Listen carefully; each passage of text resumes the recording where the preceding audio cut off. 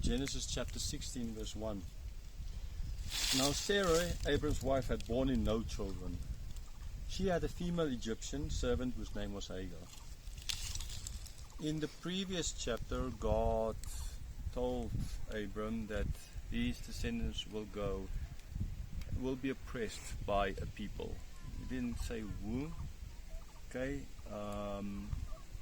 but he said they will be oppressed for 400 years.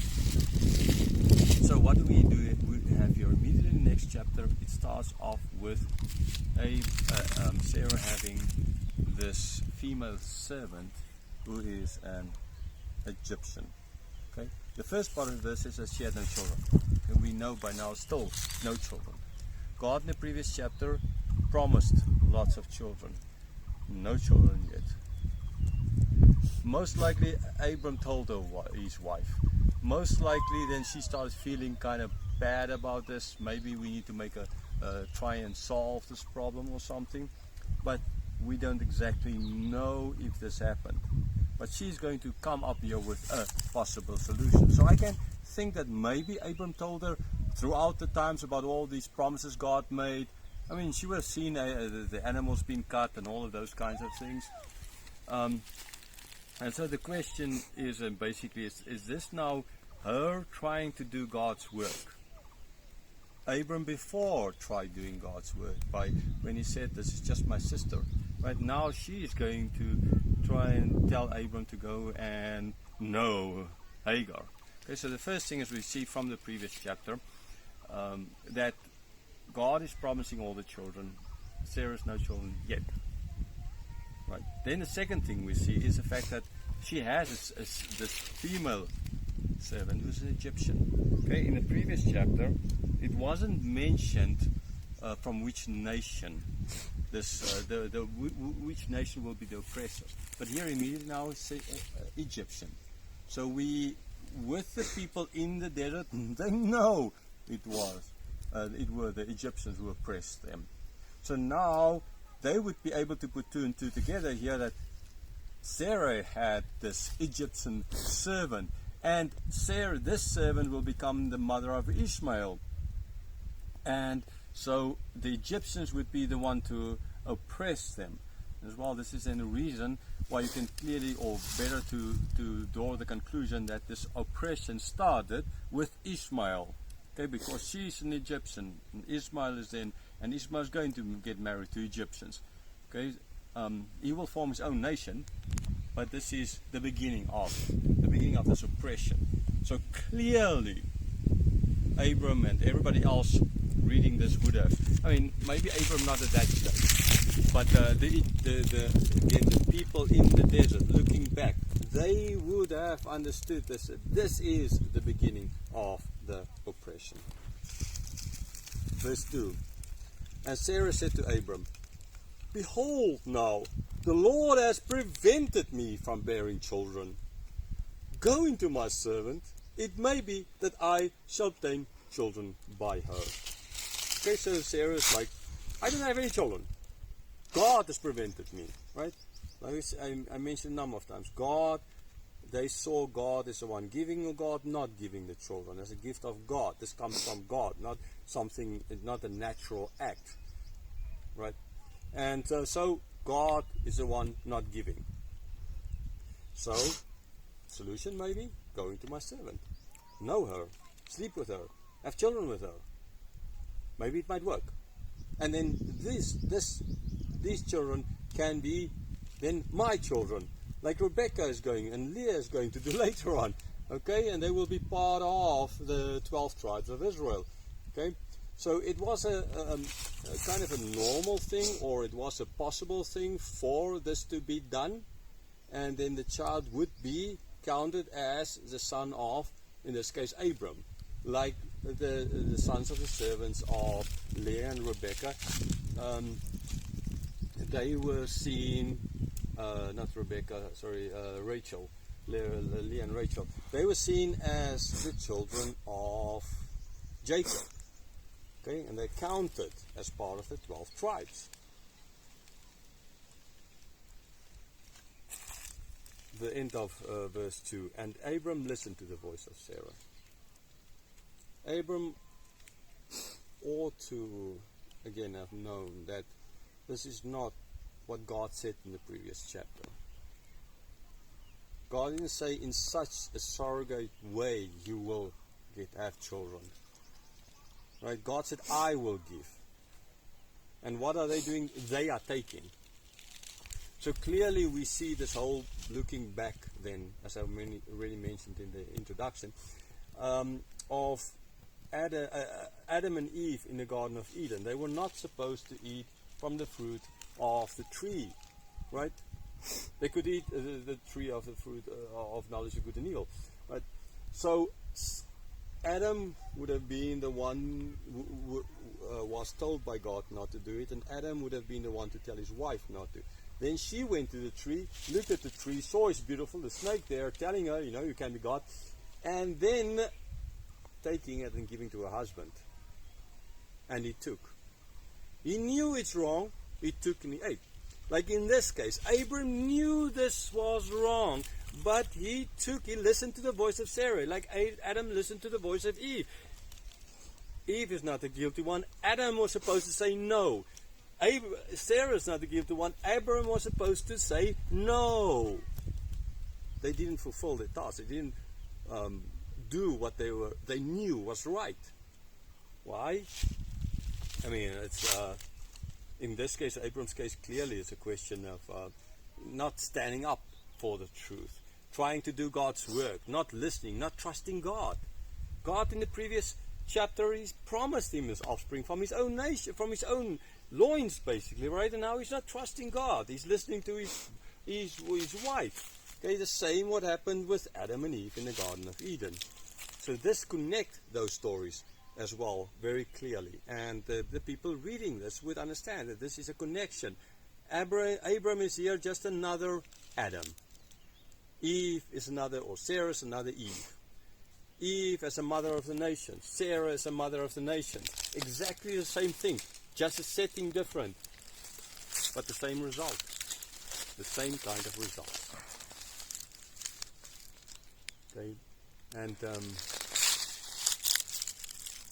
this is a problem with us always. I mean, again, God could start, and He did. Here He is starting with Noah, starting afresh.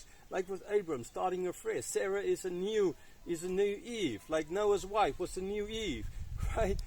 Noah, the new Adam. Abram, the new Adam. They all fail the whole time. Fail. Ultimately, again, it's only Jesus. The second Adam, the true Adam that comes born from a virgin, who lived for the law, who died without being sinful, without committing any sin, but then rose again. There again. That's the only one. See, the Bible is so clear. It doesn't matter. It clearly points to that we can't but Christ. Verse 3.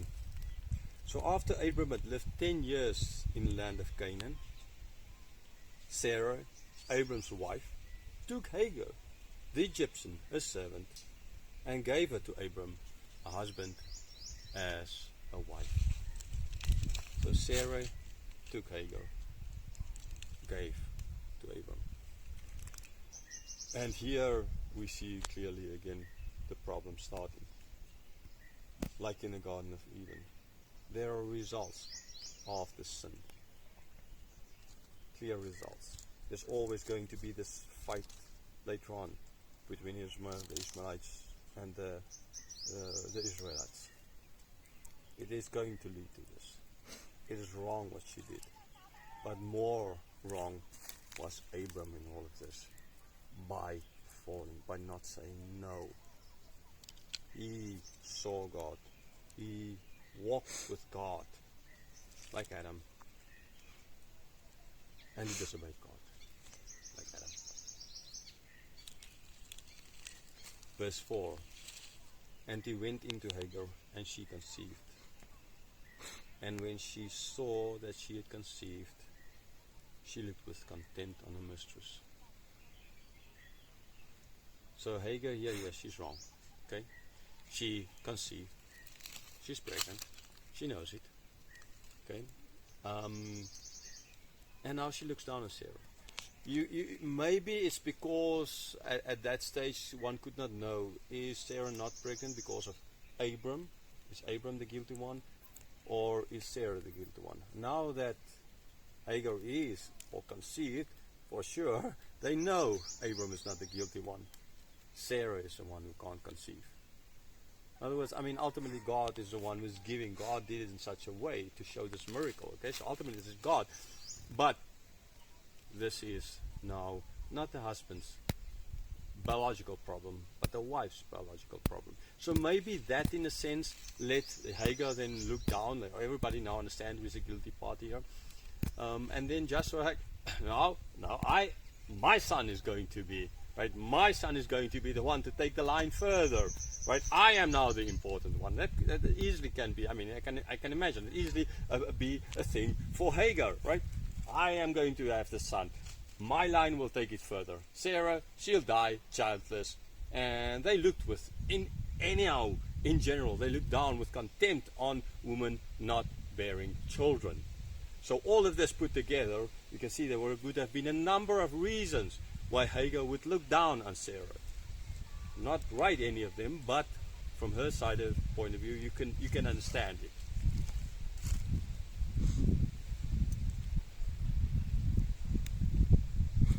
Verse 5, and Sarah said to Abram, may the wrong done to me be on you. I gave my servant to your embrace, and when she saw that she had conceived, she looked on me with contempt. May the Lord judge between you and me. Okay, and here what does Sarah do? What did she do? Hagar, Abram, you are the guilty one. Now, logically, kind of, Sarah was one who told Abram to do it. Abram just listened to what his wife said. And now she is saying that he is the guilty one. But the fact of the matter is, actually, she has a point. A very important point in this. Like in the Garden of Eden, Eve was not the guilty one. Adam was the guilty one taking it and eating. Adam was supposed to protect his wife, he didn't. Abram was supposed to be the leader in the house. Abram was supposed to say no. If Abram did his job, this would not have happened. But Abram didn't. Okay? Abram was not at that stage in life where his faith was so strong that he could stand up for the right against his wife, who so bitterly wanted to have a child. And he understood it. And he fell for it.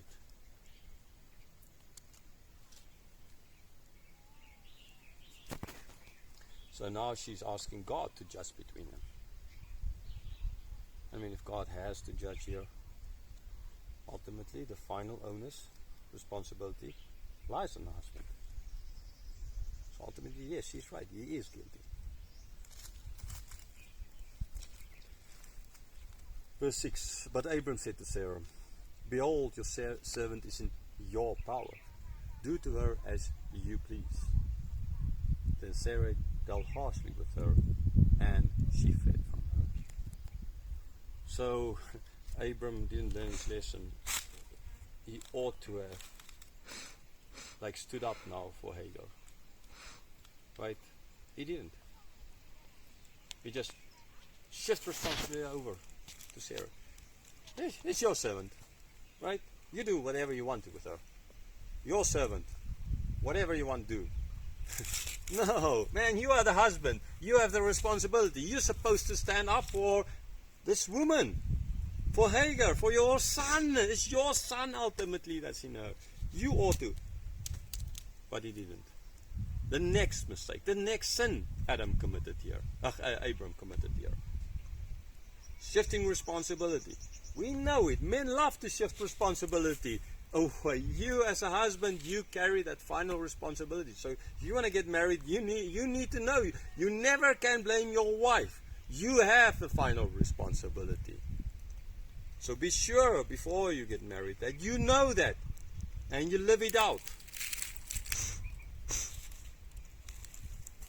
So Sarah dealt harshly with Hagar and she fled. Okay, where's Abram? Where is he doing nothing to help her? Okay, it's one thing to say it's your do. It's another thing to see. You saw how she's treating your future son. This woman who you are guilty of getting pregnant. It's like a guy who gets a girl pregnant and say, "Oh, I don't have anything to do with that." Right? It's your mistake. It's your problem. What do you want? You want to have the baby? You need to take care of the baby. You want to abort the baby? Get an abortion. Right? No, two people are guilty, and not only two people, actually one. The husband allowing for this.